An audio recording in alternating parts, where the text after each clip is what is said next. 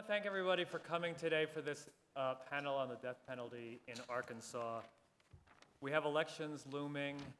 There's a tight race for the assembly, and this is the perfect time to discuss one of the big issues that's going to be facing the legislature, which is whether to reinstate Arkansas's death penalty. I'm Laurent Sacharoff. I teach criminal law here and capital punishment, and the panel is sponsored by the Northwest chapter of the ACLU, the Federalist Society, and the law school itself. And if you want to join the ACLU, if you like this event, or if you want to join the Federalist Society, or if you're flexible and want to join both, that would be wonderful. I want to thank particularly the Federalist Society and Whitfield Hyman for paying for the food and helping us put this together. If there's anything you want to say. And if you want to join the Northwest Arkansas ACLU, you can contact me and I'll send you the appropriate information. So as many of you know, this summer the Arkansas Supreme Court ruled that the Arkansas capital punishment statute is unconstitutional. The statute gives wide discretion to prison officials in deciding which chemicals to use to execute someone. And the court said it gave too much discretion, and that's why it ruled it was unconstitutional. We have Scott Braden here today, who's the federal public defender who represented the prisoner bringing the case and wrote the brief and will explain why the Arkansas Supreme Court made this decision and what that decision means to some extent going forward. Of course, the fact that it's now unconstitutional in Arkansas to execute, and by the way, the ruling also ruled that electrocution is not constitutional. It just basically struck the entire statute. And so right now, death penalty is entirely unconstitutional. And so this brings us to the bigger questions of whether Arkansas should reinstate the death penalty. And so the rest of our panel is going to talk about some issues that relate to that. First, we're going to have Professor John Stinneford talk about some of the basic threshold issues, and in particular, whether the federal Constitution and the Eighth Amendment in particular has anything to say about the death penalty. And he's going to give us some very interesting comments on the original meaning of words like unusual in the cruel and unusual clause that might help us understand what that clause is really about. But beyond the Eighth Amendment, obviously, Professor John Stinneford is from the University of Florida School of Law. He teaches criminal law there, and he's also the assistant director of the Criminal Justice Center, I think it is. And so he comes with a lot of expertise. He's also a former prosecutor, so he really understands the issues both from a practical point of view and from a theoretical point of view. We also have so beyond the question of the Eighth Amendment, then the obvious question is, what are we going to do in Arkansas? Should we reinstate the death penalty, whether or not it's constitutional under the federal Constitution? And so we have Sam Kooistra here, who is the chief executive of the Arkansas Coalition to Abolish the Death Penalty. And he's going to talk about some of the more practical reasons why we should not reinstate the death penalty, including cost, inefficiency, and inaccuracy. And this comes at a time when lots of states in the last year or year and a half have abolished the death penalty. California is considering it, but Illinois, New Mexico, Connecticut have all abolished the death penalty quite recently. And a lot of the reason is cost, and Sam will get into that in some detail.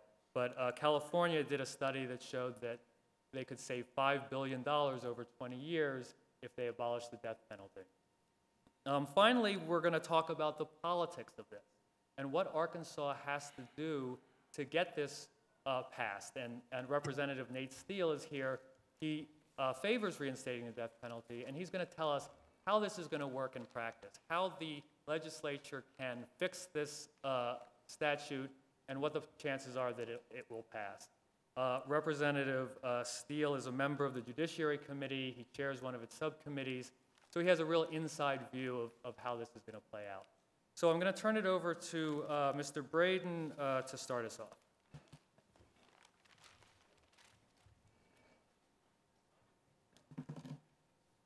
Well, thank you for having me. I'm going to try to explain something that took me 3 years to litigate in about 15 minutes. So bear with me. I'm going to leave a lot of it out. But first, I want to stop for just 1 second and introduce Martin Bernhout, who's working with us in our office the last few weeks. He is a lawyer from Australia that works in the Supreme Court of New South Wales. So if you want an interesting view, Marty, raise your hand so they'll know who you are.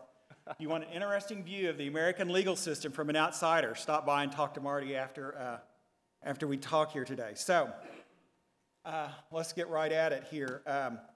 First off, I think what I should tell you up front is what is Hobbs versus Jones not about? Because after it was over with, I just heard all sorts of things that in the press and from people and reporters and just different people. First off, this lawsuit didn't alter anybody's sentence. Nobody moved off death row. Nobody's judgment and conviction was reversed. The death penalty in Arkansas, as Laurent said, was not abolished. It wasn't taken away. The only thing this lawsuit did is it challenged and ultimately struck down the statute about how you carry that out. But what it really did was the Arkansas Supreme Court told the legislature, basically, in no uncertain terms, you, as the representative of the people of this state, cannot walk away from your responsibility you cannot wash your hands about how we are going to execute a fellow citizen. You have to step up to the plate and make some decisions about this. You just can't delegate it away to some lesser or minor official. You can't give it to another branch of the government. You've got to stand up and take your responsibility. And that's really ultimately what it was all about. And I'm sure the representative here will tell us how he and his fellow representatives are now going to step up to the plate. And we'll talk about that in a little bit. A very bit of history here that will help you understand, I think. As some of you probably know, the death penalty was struck down in 1976 in Furman versus Georgia. Maybe it was 74, 72. It returned with a vehemence in Gregg versus Georgia. And after Gregg versus Georgia returned the death penalty to the American prosecutor's arsenal of punishments, it came to Arkansas and they passed a statute. And they had a very detailed statute. And let me see if I can make this thing work here. Here, and these are the challenges about that. But I want to move here to the statute. This is the statute that Arkansas had for quite some time. And you can see here that the legislature, when they passed this statute after Gregg, actually gave some direction. It may not have been a whole lot, but you can see in the underlined portion here that they told them exactly what to do. They said, you've got to, here's the process we're going to use. We've decided how this process is going to be carried out. So after, in April of 2009, for a variety of reasons that are probably, there's no need to go into them here, but I'd be glad to talk to you about them later if you want to hear about it, the legislature decided they would change the statute. So in April 2009, they amended the statute, and they changed that very specific language to this. And you can see in the red language here, they made the chemical or chemicals injected may include one or more of the following. They give a laundry list, and then in the end, in the red language here, they said including but not limited to saline solution, which is also very open-ended, which those of you that have had any sort of operation know saline solution is just salt water that's put into to deliver drugs into the body. So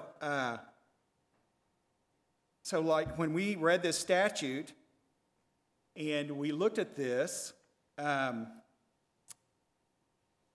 like any good lawyer, and like you probably learned in law school, we sued. I mean, what could we do?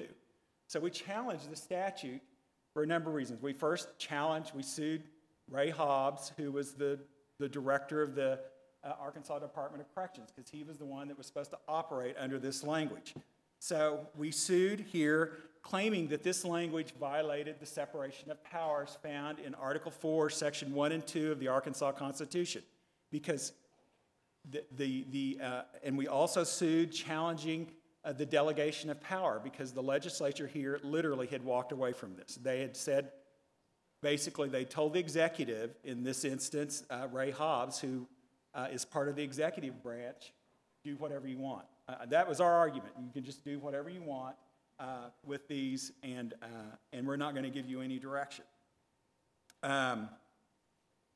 We also sued and asked for a preliminary injunction on the drugs that they were going to use, because they had a protocol that they'd set out where they were going to use a three-drug cocktail in Arkansas, and as far as I know, that's still the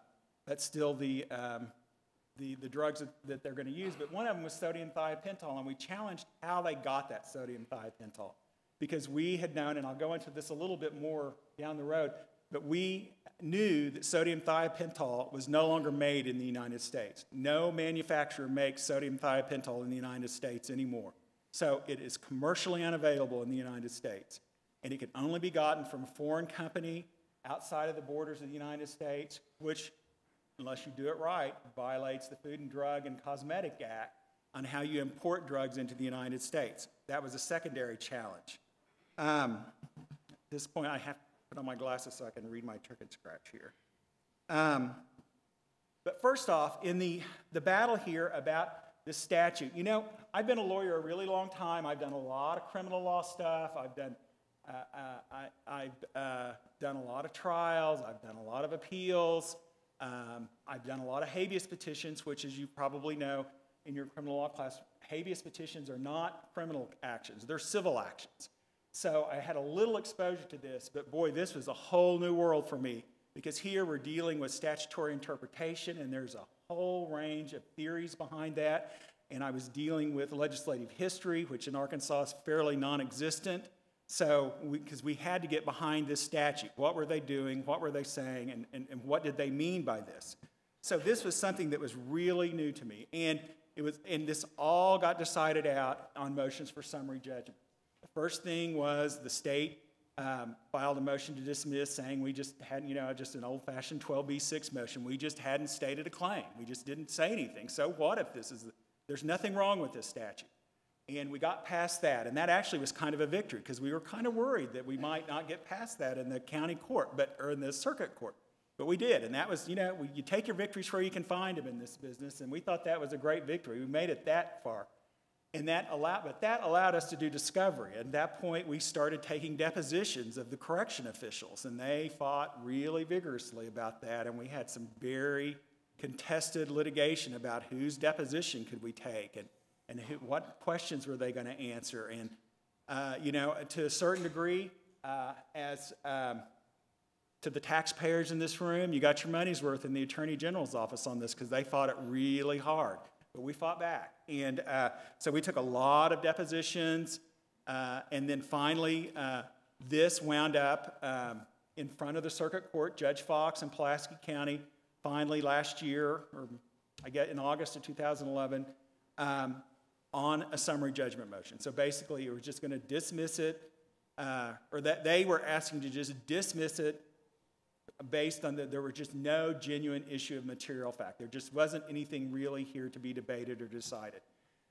So at that hearing in there, and it was a really kind of odd hearing when we talked about these drugs and what was underlying a lot of this kind of stuff.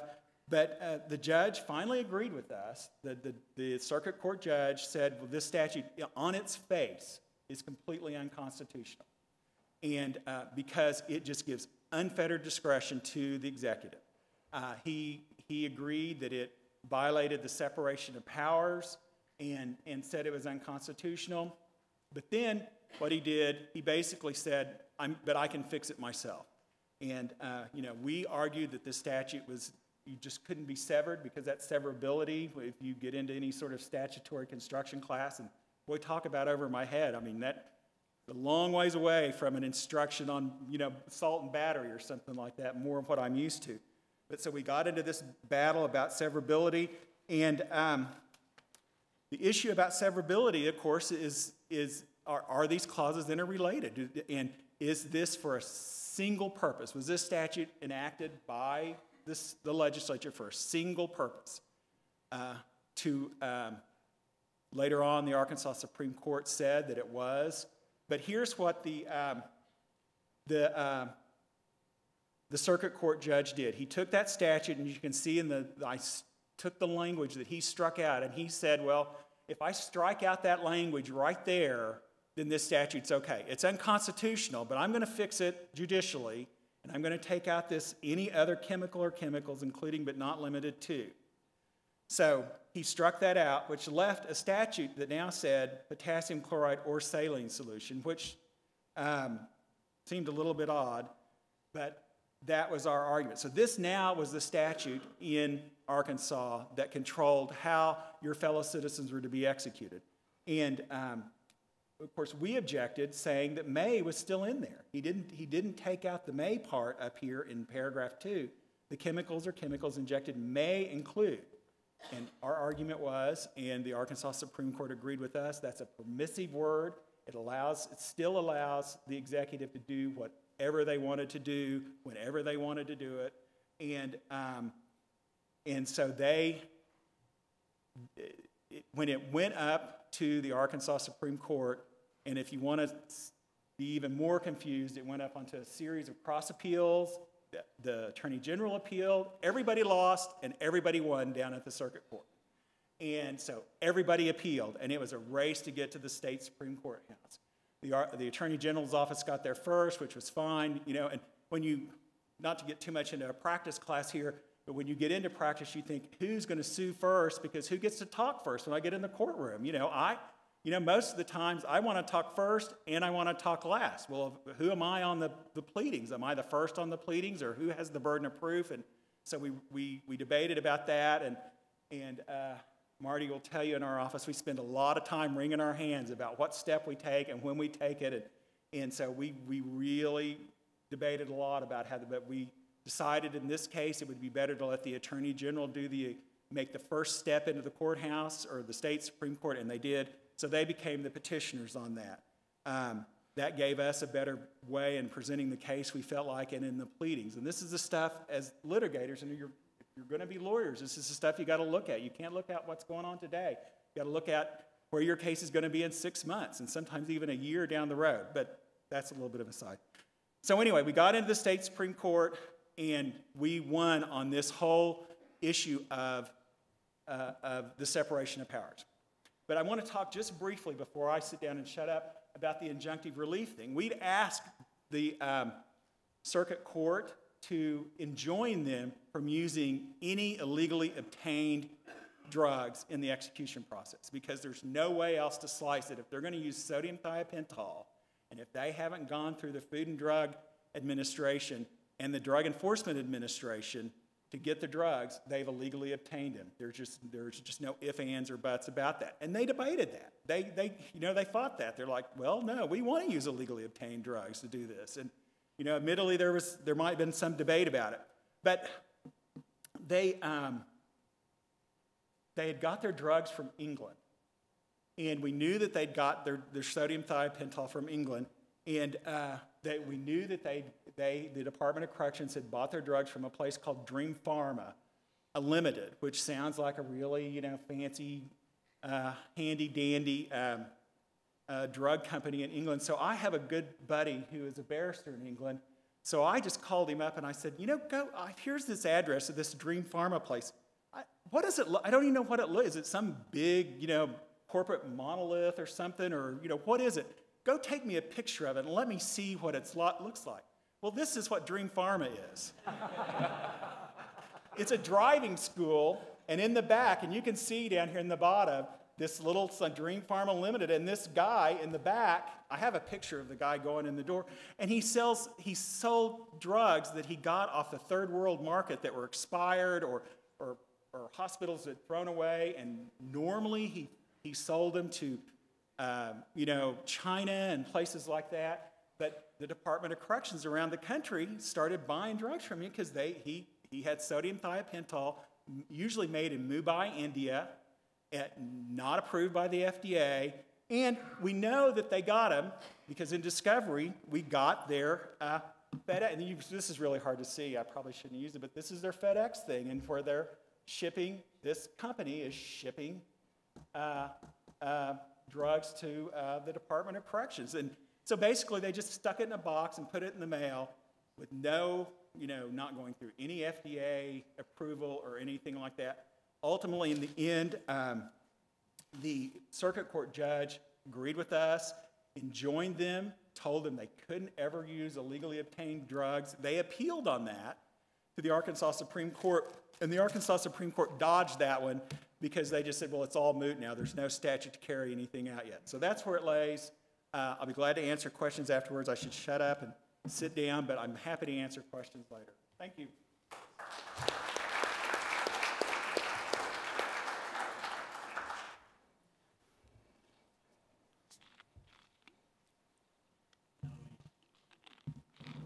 Just a second here. From one PowerPoint to another.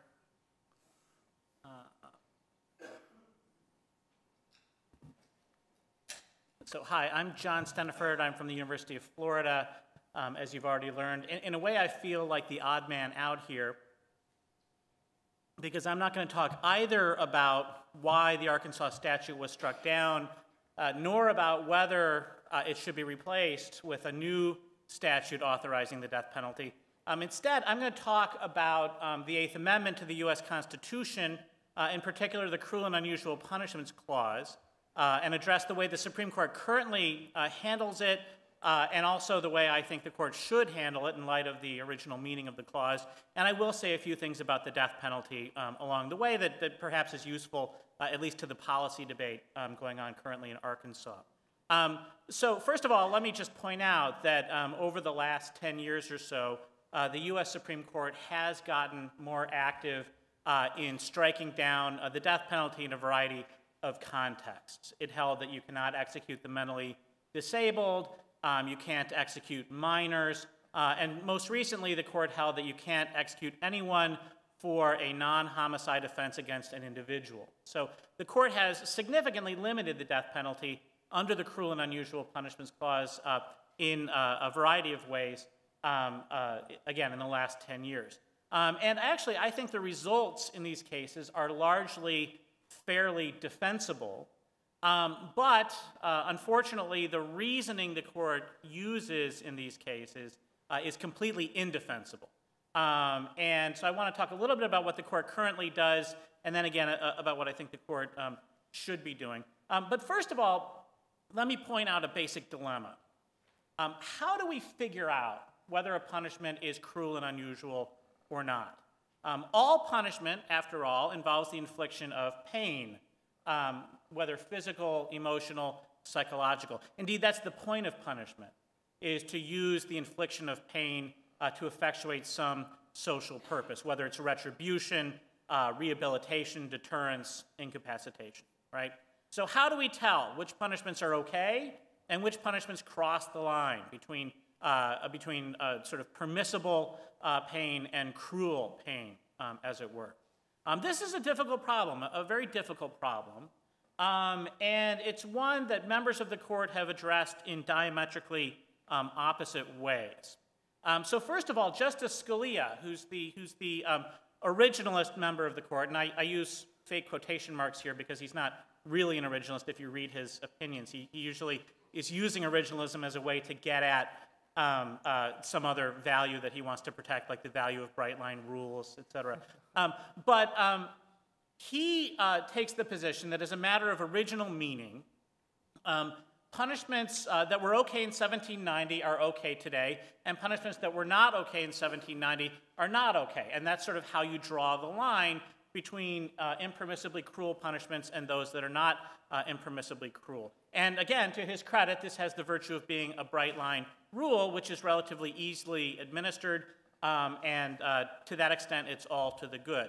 On the other hand, the majority of the court has adopted a non-originalist approach to the Eighth Amendment called the Evolving Standards of Decency test. And basically it said, the Eighth Amendment must draw its meaning from the evolving standards of decency that mark the progress of a maturing society, right? So the basic idea is, every day in every way, we're getting kinder and gentler, and as we get kinder and gentler, so too must the Eighth Amendment, right? That's the basic idea behind the Evolving Standards of Decency test. There are problems with each approach to the Eighth Amendment. I think actually insurmountable problems with each approach. First of all, the problem with Justice Scalia's approach is that in 1790, punishments such as whipping, bodily mutilation, and the pillory were considered acceptable, right? And Justice Scalia himself actually wrote a law review article where he said, you know what, if I ever had a case where the legislature wanted to authorize, the use of branding of criminals or mutilation, nostril slitting, for example, I would have to strike it down. And he admitted that he shouldn't strike it down under his own theory of interpretation, but he would have to because it would be too unacceptable to him, right? So Justice Scalia gives us an approach to the Eighth Amendment that makes the amendment basically a dead letter, right? It almost would never apply in today's world. And in fact, the results in some cases would be so harsh that Justice Scalia himself would not follow this approach, right? So that strikes me as a fairly problematic approach when the main champion of it himself says, yeah, I wouldn't follow it if I really, if it really came down to it, right? Now, on the other hand, the evolving standards of decency approach involves us in all sorts of problems, and I'm going to talk about them just briefly here. The first one is who decides what current standards of decency require, right? Should we look to jury verdicts because juries are sort of a sampling of the people themselves? Should we look to legislative enactments because legislatures represent the will of the people? Or should we look to Justice Kennedy's gut, right? Should the court simply have its own ability to kind of decide, I don't like this, therefore I think this is against current standards of decency? And of course, there's other options. The court could look to public opinion polls. The court could look to international practice. I mean, there's almost a limitless array of sources the court could look to determine current standards of decency, right? And of course, the Supreme Court has never answered the question as to what the sources should be to determine current standards of decency. It looks primarily at juries and legislatures, but it's also willing to look at other sources on an ad hoc basis, essentially when those sources support the result the court wants to get to anyway, right? So so that's problem number one with the evolving standards of decency test. Problem number two, public opinion and individual rights. Remember what I said, the idea behind the evolving standards of decency test is that every day in every way we're getting kinder and gentler, right? And so we should be able to update the amendment as we get nicer. But of course, that's not how it really works, is it? Right? I mean, sometimes we get kinder and gentler, but sometimes we don't. Sometimes we get crueler and harsher as a society. And anyone who's familiar with the history of criminal punishment over the last 40 years knows that it has not been a history of kindness and gentleness. Actually, what's happened really since the 70s has been a series of public panics which have pushed legislatures towards ratcheting up the degree of punishment. In the 70s, it was a panic about crime rates. In the 80s, it was a panic about drug crime. In the 90s, it was a panic about super predators, that is to say, juveniles who were all going to be sociopaths and grow up and slit our throats in our sleep. Currently, it's a panic about sex offenders. And every time there's a public panic, legislators respond as legislators do. They try to allay the panic by increasing punishment, right? And punishments across the board have gotten much, much harsher over the last 40 years than they have been historically. And in some instances, we're doing things that we haven't done since the 13th century. For example, a number of states, including my state of Florida, now use chemical castration as a method of punishing sex offenders. We are literally getting medieval on their ass, as it were, right? So, as a society, it's simply not true that public opinion is always turning towards kindness and gentleness. Now, under the evolving standards of decency test, right, the court, and that's, by the way, that's why I say public opinion and individual rights is not like chocolate and peanut butter. It's not two great tastes that taste great together. It's more like oil and water.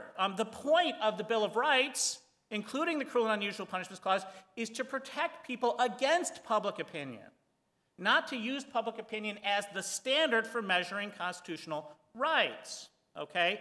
But under this test, if the public likes it, then the court should approve it. If the public wants chemical castration, and I can tell you they do, then the court should uphold it as constitutional under the Eighth Amendment, right?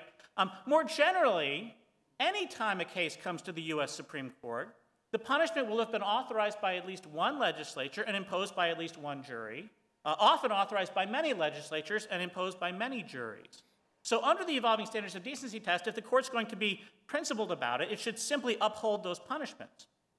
But it doesn't always do that, right? So what have we ended up with? We've ended up with an Eighth Amendment jurisprudence that is the worst of both worlds. It's both narrow and unprincipled, okay? It's narrow in that the Supreme Court has said that basically, if the punishment does not involve the death penalty or juveniles, the court will ignore it. It gives almost complete deference to the legislature. So for example, earlier in this century, I should say, like in 2003, the Supreme Court upheld a sentence of 25 years to life for a recidivist shoplifter, a man who had committed prior crimes and was caught shoplifting. Under a 3 strikes law, he was given 25 years to life. In a companion case, a guy who was also recidivist was caught shoplifting videotapes on 2 occasions and got 50 years to life, and the Supreme Court upheld it as constitutional based on the idea that it needed to defer to the legislature, right? Which again makes perfect sense under the evolving standards of decency test. If legislatures are approving these punishments, then that's a sign, a very powerful sign, that current standards of decency approve, right? On the other hand, the court's not willing to defer completely to the legislature, and so as I said, over the last 10 years, the court has struck down a number of punishments, particularly the death penalty, but also life sentences for juvenile offenders. But it's had no principled basis for doing so. It's basically pretended to find a societal consensus against the punishment, and then used its own independent judgment to strike down the law. So in one case, the court claimed that there was a societal consensus against a punishment that had been authorized by 37 state legislatures. A supermajority of the legislatures were approving the punishment, and yet the court said, oh, it's against current societal standards, right? Well, anyone but the most naive person realizes that the court is simply pretending that current societal standards of decency invalidate the punishment. It's doing so because it wants to limit the death penalty. It wants to limit punishments for juveniles, not because it has any principled basis for doing so. Okay, so that's the problem. I mean, my thesis is that both Scalia's originalist approach and the non-originalist approach are unworkable, and they lead to an Eighth Amendment that's largely a dead letter, and to the extent that it has any effect, it's unprincipled, which is a bad thing. So how do we solve the problem? Well, here's my solution. Why don't we actually read the Constitution? One thing that I've noticed is that both Justice Scalia and the majority only read part of the Cruel and Unusual Punishments Clause. That is to say, they both read it as the Cruel Punishments Clause. They pay no attention to the word unusual. But of course, the Eighth Amendment doesn't prohibit cruel punishments. It prohibits cruel and unusual punishments. Now, again, it seems to make sense. Why should we care whether a punishment is unusual or not? Rarity doesn't seem to be a particularly good constitutional standard. But in fact, if you look at the historical evidence, the word unusual in the Cruel and Unusual Punishments Clause does not mean rare or uncommon. It actually means contrary to long usage. Okay, it's a term of art arising from the common law. And to understand what it means, you need to understand what the common law is all about. Oh, sorry, there's my slide. It means, again, contrary to long usage. In other words, it means new or innovative. So when we talk about a cruel and unusual punishment, really what we mean is cruel and new, cruel and innovative. Okay, now why? Why should we care about this? Well, you need to understand what the common law thought of things. And first of all, let me talk a little bit about the common law. You probably have all been taught in class that the common law is what Oliver Wendell Holmes claimed it was, which is judges essentially legislating from the bench, making up the law as they go based on their idea of good policy. That's not how the common law was thought about for its entire history prior to Holmes.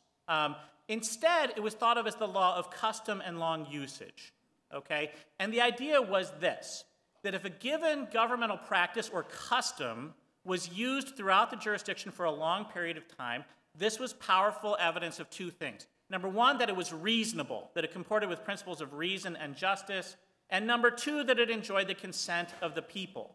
Why? Well, because if it was unreasonable or if it didn't enjoy the consent of the people, it would fall out of usage, right? So the idea is long usage is a powerful tool for solving that problem I mentioned at the beginning of the talk, which is how do we tell what kind of pain level is okay and what kind of pain level is too much? Well, you have to simply ask, does the pain inflicted on the offender here exceed that which has been traditionally permissible? If so, then the punishment is cruel and unusual. One good example of how common law thinkers thought about this is a quote from Edward Cook, who many consider to be the greatest common law thinker of all time. I can't give an opinion on that, but he was very influential in England and America. And this is what he wrote. He wrote, if all the reason that is dispersed into so many several heads were united into one, yet he could not make such a law as the law of England is, because by many successions of ages it hath been fined and refined by an infinite number of grave and learned men, and by long experience grown to such a perfection for the government of the realm. So the idea is that the common law process is like the refinement of gold in a fire, that over time, as the practice gets used and refined case by case, century by century, what's good about it lasts, what's bad about it falls away. It's the good stuff is the gold of the law, the bad stuff is the dross of the law. And the good stuff, the gold, is so powerful that it can actually constrain the power of the king and parliament, especially the king. And in our society, of course, it can constrain the power of the legislature and the executive. So some example of rights established by long usage under the English Constitution, I hope you're familiar with them, because they also showed up in the U.S. Constitution. Due process of law, indictment by grand jury, trial by jury in the vicinage of the crime, double jeopardy, taxation only with the consent of Parliament, and of course, the prohibition of cruel and unusual punishments. These were all English common law rights. They're part of the English Constitution because they have been established through long usage. Okay, now, the other thing you need to understand is the common law view of innovation, right? If something enjoys long usage, then again, it's presumptively just and reasonable. If it's new or innovative, this is what it is presumptively. This is a picture of someone being tortured under the rack, okay? And this is actually a real historical example. English kings were never terribly fond of the common law because it did have the effect of limiting their power. One thing that was done was an attempt to import continental civil law practices. And by civil law, that's not our current contrast between civil and criminal. It's just a different system of law that permitted things like torture as part of the process. And so when the rack was imported into England, the common lawyers all said, this is illegal because it's contrary to long usage. It's contrary to our traditions, right? So that's the contrast we have, and that's the reason we have the word unusual in the cruel and unusual punishments clause. The idea is that what we really need to protect the people from is governmental desire to innovate in punishment, usually as the result of some public panic, like those we've experienced over the last 40 years, or sometimes a desire to eliminate political enemies, right? Unfortunately, I've only got 15 minutes, so I'm not going to go through all my proof about it. There's some entertaining stuff about Titus Oates, a very bad gentleman who helped us figure out what the clause means. But I'm going to skip ahead to the implications for current jurisprudence, okay? So you'll have to take it on faith that, in fact, the word unusual means contrary to long usage, and that it was understood to mean that both in England and America. I'm happy to talk to anyone afterwards or during the question period about why that is so. I've also got a couple law review articles on it, which you can read. I'm always excited if anyone wants to read any of my law review articles, so please do. But let me talk about the implications here. First of all, evolving standards versus long usage. If the court were to recognize the original meaning of the word unusual, it would precisely reverse the evolving standards of decency test. The evolving standards of decency test basically asks the court to decide, does this traditional form of punishment still meet our current societal standards? Instead, what the court should be asking is, does this new punishment comport with the tradition as it has existed up to this point? That should be the question. So the court is a guardian against cruel innovation. That's the point of the clause. Second, long usage and proportionality in sentencing. So proportionality, that's the question, you know, everyone agrees it's cruel and unusual to use the rack and to torture people and all that, to use a barbarous method of punishment. But is it also cruel and unusual to impose a sentence that is too long for the crime of conviction? Could the legislature impose a life sentence for a parking violation? Or more realistically, a sentence of 50 years to life for a recidivist who shoplifts videotapes, right? And Justice Scalia has taken the position that the clause only was meant to outlaw barbaric methods of punishment. It's actually quite clear from the history that it was always meant to also outlaw disproportionate methods of punishment, or disproportionate punishment. And of course, the way you measure proportionality is against prior practice. So you'd say this new punishment for shoplifting by recidivists, how does it compare to the way we've treated recidivists who commit minor crimes in the past? If it's much harsher than our tradition would permit, then it's disproportionate and we should strike it down. And by the way, the three strikes laws are quite clearly unconstitutional under that standard. What about the death penalty, though? That's what we're here to talk about. As I said, the court has struck down the death penalty in a number of recent cases for implausible reasons. I do think, though, that the results are at least arguably defensible under the original meaning of the clause. And let me give you just one example. In 2008, the court said that it is unconstitutional to execute anyone for a non-homicide offense against an individual, right? As it turns out, at the moment that case was decided, 50 years had passed since the last execution for a non-homicide offense against an individual. It was a practice that actually did fall out of the tradition. And one thing you need to understand about the common law approach to tradition is that it's not a sort of dead tradition approach like the kind Justice Scalia uses. Justice Scalia loves to talk about how his Constitution is dead, it's not a living Constitution, things don't change. That's not the way the common law treats it. The common law says if custom loses its being if usage fails. That is to say, if a practice falls out of our tradition and someone tries to reintroduce it later, then it's a new practice. And the court can treat it with the same skepticism it would any other new practice. So for example, if we tried to reinstitute mutilation as a form of punishment, then the court doesn't have to treat that as a traditional punishment that is presumptively constitutional. Instead, it's a new punishment because our tradition rejected that punishment long ago. You could make the same argument about the death penalty for non-homicide offenses. I'm not saying you definitely win. You know, it's a 50-year gap, and there's some reasons for that gap that might mitigate the effect of the gap, but it's at least arguable that that would be a basis for striking down the death penalty for non-homicide offenses. On the other hand, there really is no argument that it can be struck down under the evolving standards of decency test. All right, thanks very much.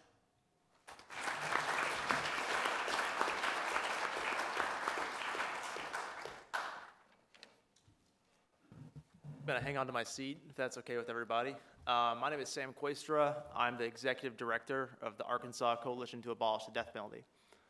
As Scott explained to y'all a few minutes ago, right now in Arkansas, we still have a death penalty on the books. We still have a death row. We can still sentence people to death. We just don't have a way to carry out the sentence. We don't have a method of execution right now, which means that in the upcoming legislative session, the General Assembly will be tasked with fixing that, with putting in place a new method of execution that satisfies Hobbs v. Jones from back in the summer. What I'm going to argue about today is why I think instead of doing that, we should stop and take this as a moment to reflect upon capital punishment and whether or not it's a good policy for Arkansas, whether or not this is something we should be investing our time and resources in. And as you might be able to guess, given my title, I don't think it is. So let me just ask you this. If we're doing something that's optional, we're choosing to do something that is unreliable, unfair, expensive, and ineffective, should we keep on doing that? As you may have guessed, I'm talking about the death penalty right now. There's a number of policy justifications for getting rid of the death penalty that are completely unrelated to whether or not you think, in the abstract, allowing the state to execute a citizen is moral or right. You can have no problem with the death penalty as a punishment, but still support its abolition just as a point of policy. And that's really what I'm going to be talking about today. So I'm going to go through my 4 main points for why I think that's the case. First of all, the death penalty is unreliable. When we think about the death penalty, it would be comforting to think that when juries and judges and prosecutors are approaching a death penalty case, they are taking it as seriously as possible, and that because of that, the outcome will always be the correct one. We'll get the right guy. We're not going to impose the death penalty on someone that's innocent. And not to say that people don't take their responsibilities seriously, because they most certainly do, but our system is fallible. The justice system is a human system, and people make mistakes. How frequently they make mistakes is what most people aren't aware of. Since 1973, there have been 141 people that have been sentenced to death and subsequently been exonerated. Number 141 came 2 weeks ago, a man named Damon Thibodeau that was on death row in Louisiana for 15 years. Got out earlier back in September. So that's 141 people that have been sentenced to death, proven innocent in the last 40 or so years. Just for the sake of comparison, well, first let me talk about that number first. It's 141 exonerations. That's actually a pretty conservative number. Conservative that number doesn't include people that were retried and then sentenced to a sentence lesser than death. People that got a new trial or sentenced to life without parole. They're not on that list. People like Damian Eccles of the West Memphis 3, who took an offered plea, so still has some pending legal process. He doesn't count as an exoneration. People that were moved off of death row because they proved that they were intellectually disabled or otherwise ineligible for the death penalty, they don't count in the 141. That number is just people that were, after they were convicted and sentenced to death, were able to prove their innocence and were released. By comparison, during that same time period, we've had 1,307 executions across the country. So if you can do the math, that's a little less, that's over 1 exoneration for every 10 executions, which I think is an unsettling ratio, especially when you also consider that we have people like Cameron Todd Willingham, Carlos de Luna in Texas, Troy Davis in Georgia, folks that were executed that had at least fairly strong innocence claims. And so I think, just for anyone, I think that should be an unsettling reminder that we have a fallible justice system, and faced with that reality, death is a serious thing to be dealing with. So that's point one, the death penalty is unreliable. Point two, death penalty is unfair. When the death penalty was reinstated in 1976 in Gregg v. Georgia, the system that was put in place by Georgia and subsequently copied by pretty much every state is the system we call guided discretion. And the idea behind guided discretion is that after you're found guilty in a capital case, there'll be a second phase to the trial where typically the sentencing jury will balance what are called mitigating and aggravating factors, weigh them against each other, evaluate the defendant and the crime in the totality of the circumstances, and then decide whether the moral culpability of the defendant or the horrificness of the crime is sufficiently great to merit the death penalty. The idea being that with this form of guided discretion, we will only get the worst of the worst sentenced to death. That way we reserve our society's most severe penalty for only our worst crimes and worst criminals. It's a good idea, I suppose, but what the data has shown us is that that's not really what's going on in a lot of cases. We have a lot of evidence that there are several arbitrary factors that have no bearing really on the severity of the crime or the culpability of the defendant that frequently are implicated in the decision of whether to charge someone with death and whether to impose the sentence. I would say the most troubling of those and the most well documented is race. There have been a number of studies over the years that have looked at the role of race in death penalty sentencing, and what we have consistently found is that it plays a major role in the decision both to charge and to sentence to death. And that includes here in Arkansas. About 4 years ago, there was a study done that looked at prosecutions in southwest Arkansas over a 20-year period, and what they found is that black defendants, especially black defendants that were charged with murdering white victims, were significantly more likely both to have the death penalty sought against them and to have it imposed relative to people that are charged with killing non-white victims. We see that data, so just that data is borne out if you just look at our death row population. In Arkansas, about 16% of the state is African American, but 60% of our death row is black. So it's anecdotal evidence, but I think it lends credence to studies that have found bias in sentencing. It's not just in Arkansas. 3 or 4 years ago, there was a study that was done in Louisiana, and what they found was that defendants who were accused of killing white victims were 97% more likely to have the death penalty imposed against them versus defendants who were charged with killing non-white victims. Again, our system is, in theory, set up to punish only the worst of the worst. But the reality is that we have these other factors that really don't have any bearing on the severity of the crime or the culpability of the defendant that are shaping who the death penalty is imposed against. So we have this unreliable system that convicts innocent people. We have this unfair system that at least partially sentences people to death based on race. But it gets better. It's also really, really expensive. The death penalty is a very costly penalty that actually costs more than alternatives that achieve the same ends. We know this because there have been numerous cost studies done. I believe we have 12 states and also the federal government have examined the cost of the death penalty and compared it to alternative sentences. And the numbers vary from state to state, but what we've generally found, I've actually universally found, is that the death penalty is more expensive than sentencing someone to death, sentencing someone to life without parole. That seems counterintuitive, right? If we're sending someone to prison for a finite period of time, just until their execution, it seems like that should cost the state less than sending them away indefinitely, just until they die. But there are three, and what the studies have looked at to figure out why it's more expensive, there are three real culprits. One that a lot of people like to harp on is appeals, and that is a significant portion of the cost. The most comprehensive cost study we have is from California, and they found about 40% of the costs were related to appeals. So a lot of people say, well, we can just nip that in the bud, we can eliminate this extra cost, just cut down on appeals. Well, that's problematic for a number of reasons. One, what we talked about earlier, is innocence. There are innocent people on death row, 141 exonerations.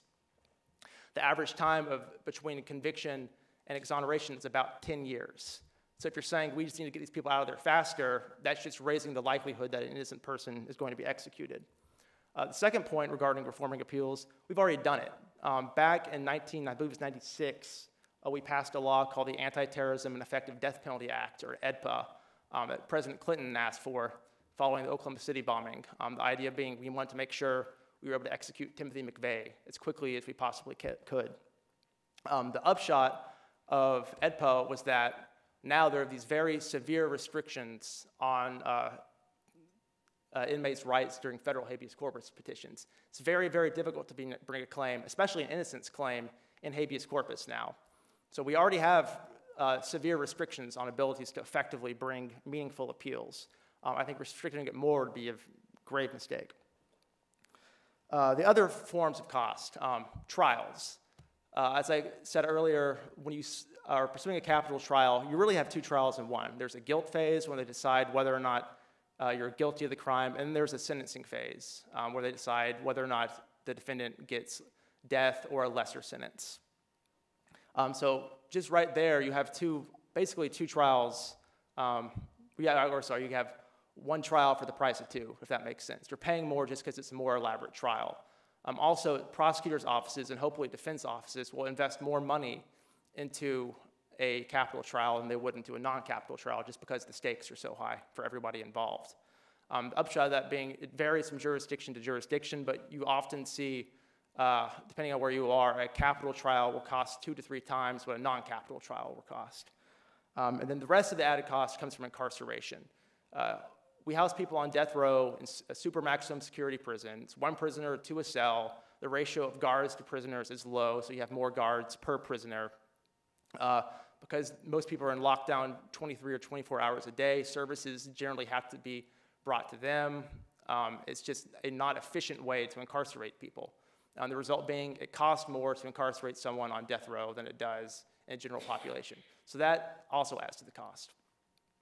And again, if we compare that to a sentence of life without parole, where you have someone in general population, where the appeals process is not as involved, and where the trials are less expensive, the numbers work out that we actually save money sentencing someone to life without parole rather than the death penalty.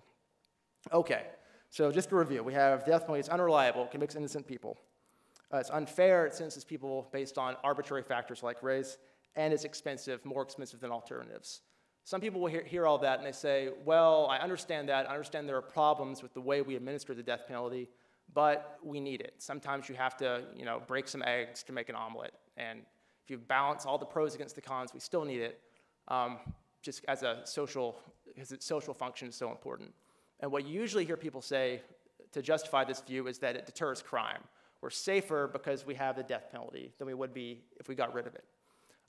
That might be a valid, I'm not even totally persuaded by that argument, but it's worth making. The only problem is that we just don't have data that proves that's the case. To date, there is no credible study that shows that the death penalty deters crime. Over the decades, there have been a handful of studies that purported to show deterrence related to the death penalty.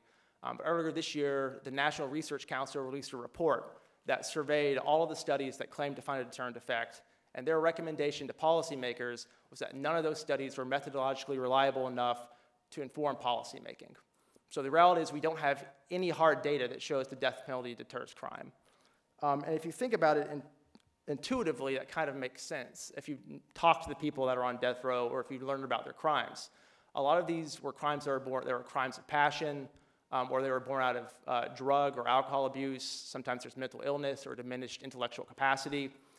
These are not crimes where the person is sitting down doing a careful cost-benefit analysis, weighing the benefits of murdering someone against the possibility of being executed. That's just not what's going on.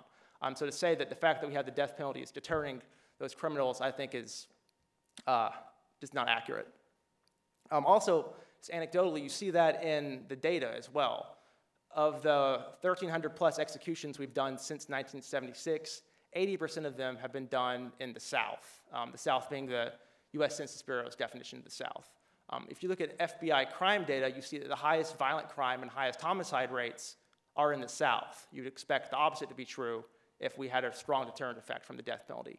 By contrast, the Northeast, which has performed, I believe it's 0.03 or 0.003, it's a very small number of the executions since 76, has the lowest homicide rate in the country. Again, if we were imposing the death sentence because of some deterrent effect, you would expect that number to be reversed, but that's just not the case. So just to sum up so we can get on to our final speaker, we have a choice right now in Arkansas. We've been doing the same thing since Gregg v. Georgia in '76, and we're really not getting anything in return for it. We're at great expense. We're wasting money on a penalty that provides no benefit to the people of Arkansas. In addition to wasting money, we're risking wrongful conviction, and we're risking sentences that are based on arbitrary factors like race. So what I would charge with our legislators in the upcoming legislative session, instead of just put a Band-Aid on a system that doesn't work and doesn't benefit the people of Arkansas, we should instead look at the facts and evaluate whether or not reimposing the death penalty is a good idea for the state. I don't think it is, and I hope I convinced some of y'all to agree with me. Thanks.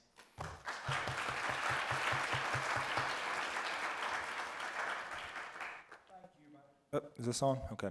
My name is Nate Steele. I represent District 18, a few counties in southwest Arkansas. And I'm going to be very brief because I want to leave some time for questions, and I see that we're closing in on that. First of all, I'm really happy to be part of this group. I was very impressed with both these presentations, and I've read Mr. Braden's briefs, and he's a brilliant defense lawyer. If you get a chance, if you ever get interested in some criminal cases that get to his level, I recommend you take a look at some of those briefs. They're very impressive. I'm not getting into a whole lot of why I support the death penalty. I don't think I'm here to debate about the death penalty. I'm here to explain the politics of it, what the legislative fix may be. But I do support the death penalty. First of all, I'm not speaking today for the Judiciary Committee, for the legislature, for the Democratic Party. I'm speaking for myself. I want to make that clear. I started out practice as a prosecutor. When I went back home after finishing law school here in '07, I became a deputy prosecutor. And the very first case I tried was a capital case. I've got some experience in it. I'm sure much like Mr. Braden's his opinions have been changed by dealing with criminal defendants. My opinions have been shaped in large part by dealing with victims and victims' families. And so that's one of the reasons that I support the death penalty. I've had to listen to those victims and tell me what it means to them and why they want to pursue it and all of those important things. And when you have those conversations, I think it helps shape your opinion. And I believe it's just. And as to the cost, in my view, there's no more fundamental function of government than to protect its citizens and impose justice. The first line of the Constitution is in order to create a more, somebody help me out here. We the people, in order to create a more perfect union establish justice, ensure domestic tranquility, so on and so forth. It's the very first one. Justice is very important, and that's what we're trying to do as a state, is establish a system of justice. And since I believe the death penalty to be just, that's why I support it. And also, one of the reasons I'm not as concerned about the cost, it does cost more, there's no question about it, but if that's our fundamental function, is to establish justice and protect our citizens, then that's what I believe is important. As for deterrence, you know, there's not a lot of data on either side of that. I know for one thing it does deter, and that is jury trials. There's no question about that. I can tell you as a prosecutor, it's a huge tool for prosecutors to avoid putting victims through a jury trial. Oftentimes, capital cases filed and pled in order to not seek the death penalty, and you get a confession from the defendant, you get a satisfied family, and you avoid the cost and risk of a jury trial. So that's very important, and that's one of the reasons that prosecutors in general support it. I could go on and on about why I support it, but again, I think y'all are more interested in the legislative fix. Looks to me, from reading the opinion, we've got a few options, and somebody asked me to bring a draft legislation today, and I said I wouldn't give Mr. Braden that advantage by bringing it up here. And give him 4 months to prepare his defense before the legislature goes into session. Torpedoed after. So even if I had such a draft, I wouldn't bring it. But I don't have the draft in front of me. We've spoken at length with the Attorney General's office, and we've got some brilliant folks over at the Bureau of Legislative Research that are looking at this issue. Unfortunately, we don't have any chemical engineers at the Bureau of Legislative Research, and I could tell, based on his positioning, we could use a few. We've got a few options. First of all, there was a lot of discussion about the court statement that nothing in this opinion shall be construed to let the legislature know what might pass constitutional muster. And so that leaves us in the dark, as I believe the court probably wanted us to be left in the dark. And as a practicing attorney with a few cases on appeal, I'm not going to trash the Supreme Court while I'm here. I'm not going to do that. Right.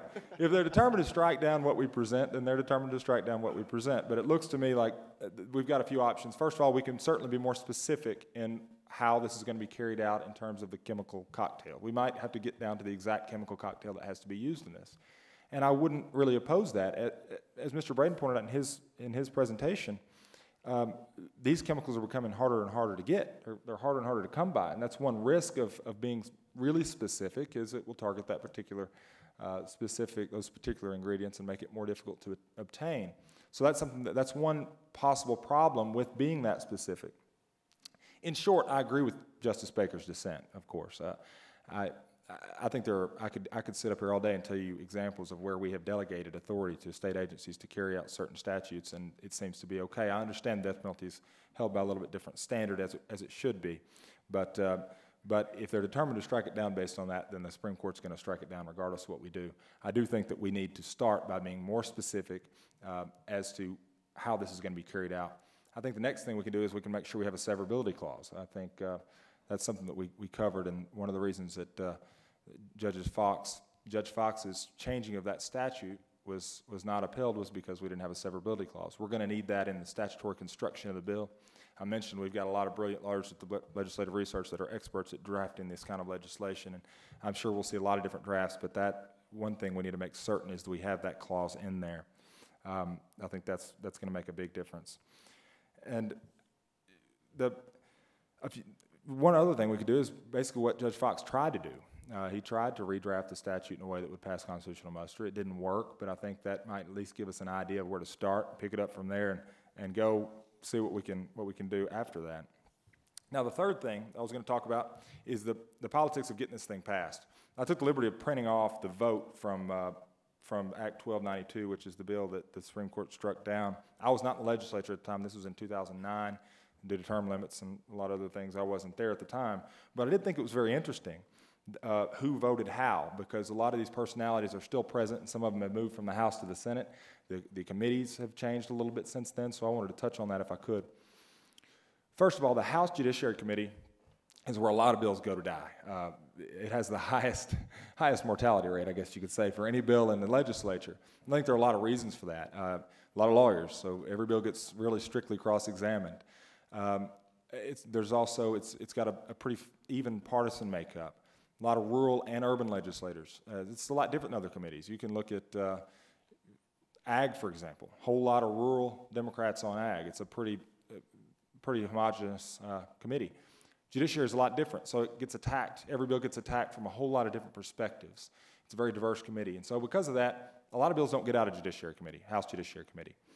That said, I anticipate this legislation that we're going to see to reinstate the death penalty in January will probably be carried by Representative Darren Williams, who's the Speaker designate for the next General Assembly, depending on the partisan makeup.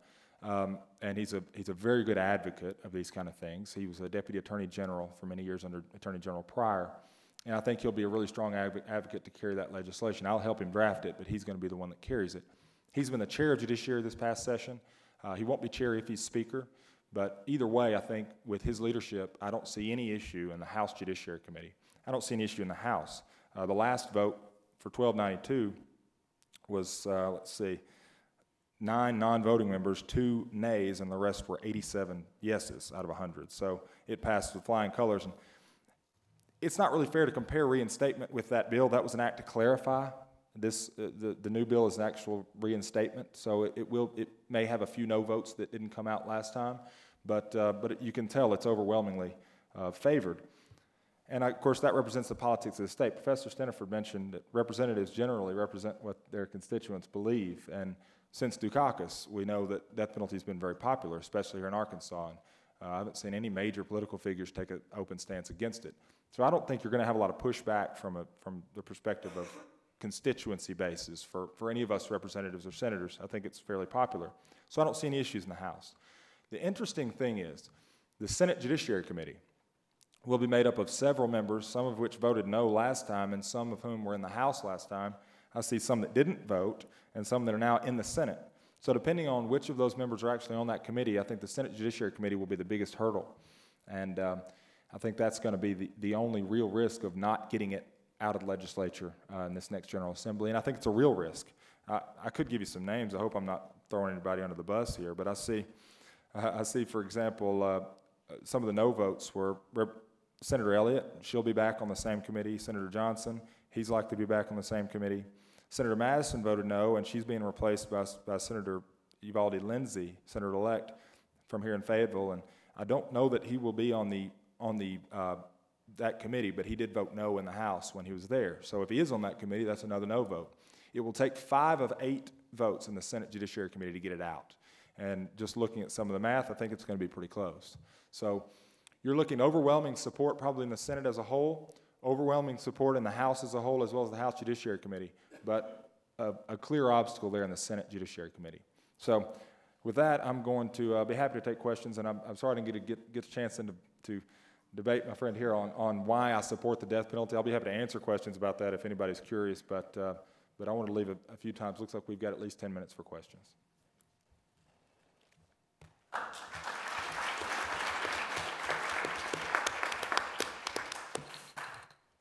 All right, let's go. That's a good question, and the answer is yes and no. The legislature has looked at, I know several meetings have brought questions as to more efficient ways to use the death penalty. But the legislature is following in large part the jurisprudence on the Eighth Amendment. As the professor noted, it's been pretty narrowly tailored here by the Supreme Court, to use Supreme Court language. And I think that's what the legislature is trying to follow. We're trying to write constitutional death penalty statutes. That's what our goal is here. And I think, in large part, one of the things that I think Justice Baker talked about in her dissent, and one of the things that would be my argument is, when we delegate that authority to the Department of Corrections, we're doing it with the assumption that they have to follow that Eighth Amendment law that's already been established by the Supreme Court. So our argument would be, well, those safeguards are already in place. We've already said how it has to happen because the Supreme Court's been very clear about that. So to answer your question, yes, we're very curious about other more efficient ways to do it, but at the same time, we're playing defense here, trying to make a constitutional statute, and we're basing that on what the Supreme Court has upheld. And I think that's why you see the language in there the way it is. Can I add one quick point on your suggestion about a public execution? Because, and I'm not an expert on lethal injection, but I think you raise a broader point about punishment, which is, we often think of ourselves today as being so much kinder and gentler than they were back in the colonial days when they would put people in the stocks and shame them publicly, et cetera. But I think there's an argument to be made that what we're really doing is hiding from ourselves what we really do when we punish people. And one example, I think, is the 3-drug cocktail with lethal injection. Now, I might be wrong about this, so please correct me if I am, but my understanding is that typically there's a barbiturate involved, which kills the person. There's a paralytic agent, and then there's also a numbing agent. And now the reason we need the numbing agent is because the paralytic agent will cause extreme pain without a numbing effect, right? But here's the thing. Everyone agrees that the barbiturate alone would kill the person and do so painlessly. So why are we adding a paralytic agent and creating a risk of pain? The answer that I've been told, and again I could be wrong, is that without the paralytic agent, the person goes through the death throes before they die. That is to say, you see them shaking and dying. And so what we're doing is protecting those who witness the execution themselves from really seeing what's happening. It looks like the person's peacefully going to sleep when they're actually being killed. And that's kind of a metaphor in many ways for what we do as a society with punishment. So I haven't thought it through enough to say I'm an advocate for it, but I think arguments about making punishment more public I think have a lot of strength to them, because if we're going to decide as a people to impose punishment, we should have some idea of what we're actually doing. Add a couple sentences. I can never shut my mouth. So, as far as this public execution thing, I've thought about it a lot, and I've witnessed 11 executions. So I've seen 11 people die, and I've seen them die, one by an electric chair, and I've seen 10 die through lethal injection. And the professor's exactly right. In that 3-drug mixture, what they do and what prisons talk about and what most of the doctors talk about is they draw a chemical veil over what's happening here. They put this guy or a woman, because I've had a client that's a woman been executed, and they put him on the gurney, and they pump him full of sodium thiopental. And man, that's why they need that sodium thiopental in that, because that's the drug. That's just an anesthetic. It just puts you to sleep. That's all it does. But then they give you this curare, and I may have these drugs mixed up because I don't have my notes from, but they give you the curare, which is pancurium bromide, I think, or one of the others. Sam may remember.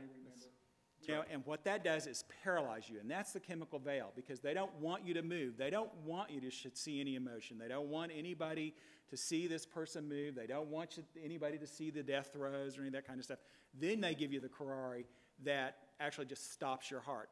All these drugs are extremely painful, and that's the battle in lethal injection, is if you're depending on that sodium thiopental to get in there, and you're having an EMT, or in Florida, in one case, they were having a high school graduate, put those needles or those catheters in there and make sure that they're in the arm.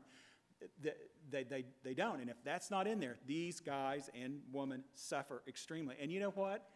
If you're a citizen and you're paying for that, and if they want to have, if the idea is deterrence, then people should watch that. They should get to watch what the government's doing in their name, because they're doing it in your name. Because it's always the state of Arkansas versus somebody, or the state of Missouri versus somebody. It's in your name, and you should get to see it. I think if people...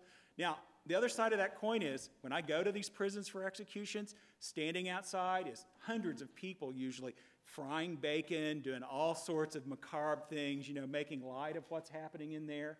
And, I try to disregard that. But, there are a number of people like Representative Steele here that may be for the death penalty, but they take it as a very serious responsibility, because it is a very serious responsibility. Just very briefly, if I could, we talked about deterrence, and I talked about deterrence of trial. Victims have seen something oftentimes, or families, victims, that it's equally as unsettling or a heck of a lot worse. And so what I'm trying to do is avoid them having to relive that through a trial, in large part. It's not something that I take lightly at all. But in order to prove a case as a prosecutor, you often have to put a victim's family on the stand and show really graphic photos of what that person saw and make them relive that. And so that may sound like a cheap response, but that's what we're trying to avoid those victims having to go through. The death penalty helps us handle these cases without trials and keeps those victims from having to relive what they've seen. Can I respond to that idea, actually? Because we might want to have a few more questions. Nothing like lawyers. You just can't shut them up. Whitfield? I don't know Mr. Whitaker. He hasn't been elected. I've served with Representative Leding, and I would hate to speak for him. I've had a lot of conversations with him about that. But I think If he does support the death penalty, and I don't know that he does, if he does, he would do it very, very reluctantly and in the same kind of context that Mr. Braden mentioned, because he's never spoken very favorably about it, but I don't know that he opposes it. Well, I can't speak for all prosecutors, but I know I worked for Judge Bill Wilson in Little Rock, and he used to have a quote that he told everybody that pled in his court, which is, a plea of guilty in open court is the highest proof known to the law. There is no stronger proof than that. I think we're all learning to think like lawyers, and we know that when certain judicial action is taken, we take that as fact. We're talking about finding facts here, and I think most judges are very, very diligent to make sure that nobody is pleading because they are accepting a deal. They're pleading because they are in truth and in fact guilty, and that's something that's gone over very, very clearly with someone in the pleading process. So they would have to they'd have to get up in front of a judge and lie under oath in order to achieve some plea to do that. And so, as we say, the West Memphis Three claim they did. I don't know, but my point is, it's the highest proof known to the law. I don't think a confession in open court, after giving the really strong, detailed instructions that circuit judges give those defendants in that context, is often anything that's I guess done as a way to cheat someone into the penitentiary for life, if that's what we're afraid of. I haven't heard of any experiences from that. Mr. Braden may have some clients that have gone through that. I don't know. Well, yeah, I think there are a lot of people that, I don't know, it's kind of an open question, but I do get what you're talking about. A lot of clients I have tell me, if I'm going to be sentenced, I want a death sentence because people are going to be doing stuff on my case. If I get life without parole or life, I'm just going to be forgotten. So there's a component to that. I just don't know all the ins and outs of it. If I could address that, because that's exactly what I was going to talk about a second ago. I'm a former prosecutor, so and I'm sympathetic to the prosecutorial point of view in many ways. But I want to say a couple things. Number one, you're pointing to the problem of plea bargaining. Prosecutors have an enormous amount of power in the plea bargaining process. And having been one, I can tell you, I had the power to make people plead guilty even if they were innocent because the options of going to trial were so bad. And this is in non-death penalty cases. Now, I don't think there's any prosecutor out there who wants innocent people to plead guilty. There's no judge who wants it either. But the plea bargaining system creates such a power differential that there's almost no way to avoid it. The second thing that I want to say is that deterrence of crime is a purpose of punishment. Deterrence of jury trials is not. The jury trial right is written directly into the Constitution because it's considered such an important protection for the freedom of American citizens. So a system that's designed to push people away from exercise of their constitutional rights, I find to be deeply troubling. First of all, I didn't mean to imply that using as a tool for inducement into pleading to something that they wouldn't plea to. We're talking about when someone wants to plea and their options are a prosecutor withdrawing the death penalty in exchange for that plea, not in order to induce them to plea. It's a different question. I guess I'm coming from it from a perspective, as the professor said, as a prosecutor who wouldn't want anyone to plea unless they knew for certain, beyond a reasonable doubt, that they were guilty. But to answer your question, there's no question, first of all, there's racial and class bias in sentencing. There's no question about that. But do we throw the baby out with the bathwater on all sentences or change mandatory sentencing on all felonies because of that bias? I don't think you can do that. I think you have to have a criminal justice system, and that's a societal problem that we should cure through education, and that's what Mr. Kooistra is trying to do, is to educate the public on that. I think that's really important, but I don't think we turn the criminal justice system on its head because of those biases. That's, I just don't think we can do that. You asked a question about the innocence. And I mentioned a while ago, we're either lawyers or training to be lawyers, and you have to think like a lawyer. That's why we have the bifurcated trial system. Once certain judicial action is taken, you take that as fact, and then you apply the law. So I'm operating the presumption that everyone's already been found guilty beyond any reasonable doubt, and that their appeals and to make sure they got a fair trial in that determination have been exhausted and made certain they got a fair shake in that determination. But once that determination has been made, we take that as fact. I don't want anybody to go to jail for one day for something they didn't do. But we're talking about something when judicial action has been taken, we've had a fact finder find the facts. And those facts have been determined to be what they are, and the appeals have shown that they were found fairly. That's the system I'm operating under. Then we apply the law. And if death penalty is the law there, then I think it's a just one. All right. Can I respond to that briefly? Okay, go ahead. Sorry. I would say just to address the racial and class bias that we see, not just in the death penalty, but throughout the criminal justice system, I don't think you have to turn the criminal justice system on its head. I think you have to turn our entire society on its head. The criminal justice system doesn't operate in a vacuum. It just, problems that exist in society at large are mapped onto it. So I think instead of saying, well, this will disrupt how we're doing criminal justice, I think you instead have to take a step back and say, realistically, we're operating in a society that has problems, and our criminal justice system should operate reflecting that. I think you can improve it at the margins. I think one of the margins you can improve that in is say, okay, we can't get rid of sentencing. We still have to have a criminal justice system, but we can put aside the death penalty until such a time, if it should come, that we can administer it more equitably. So yeah, I think just viewing this as only a criminal justice problem is not accurate. This is a social problem that we map onto criminal justice. All right, I'm going to take 2 more questions before we break it. So quick ones, Professor Shepard. I think that's an excellent point. I was mentioned earlier when I went over the votes, it was called an act to clarify. We're talking about now an act to reinstate the death penalty. So there's no question. Last time was a clarification. This is not just going to be a clarification. I know you've had experience with legislators. There's usually no short of any of them that want to hear themselves talk and let everybody know what they think. And so we will have 135 legislators approaching it from all angles. I have no doubt it will be fleshed out. And we do now webcast all of our meetings. So this bill, I would assume, will originate in the House. It'll be in the House Judiciary Committee. It'll be webcast. We'll hear from Mr. Rosenzweig, who's a prominent local defense attorney in Little Rock, I'm sure, as well as the ACLU, maybe Mr. Braden. I think we'll hear from absolutely everyone. I think that's a really good point. And I took your class, Professor, and I don't think anybody would be a better advocate than you, so I'll just let you know when we start those meetings. And we'd love to have you down. I'll be sure and get you on the agenda. A legislative subpoena. All right, last question. Chris, Kelly? Well, I know, I've not seen the movie, I know what you're talking about, but I think what they use is pentobarbital. And pentobarbital is a more modern version of sodium thiopental and a lot of states have adopted that now as a single drug cocktail. In other words, instead of messing around with sodium thiopental and pangurium bromide and all this other stuff, they've come in and they've just said, well, we're going to use pentobarbital, and we'll just give this ultra-mega dose of pentobarbital, and you just go to sleep. And that's kind of the theory. But, we don't live in an isolated world, or we think we do, but, the rest of the world doesn't really like this business. And I think if you talk to Marty later, he can give you some perspective on that. But most of these drugs that people use to kill other people are made from European countries, and they just won't have it. So if you look at sodium thiopental, the reason why sodium thiopental is not commercially available in the United States isn't because it isn't necessarily made anymore.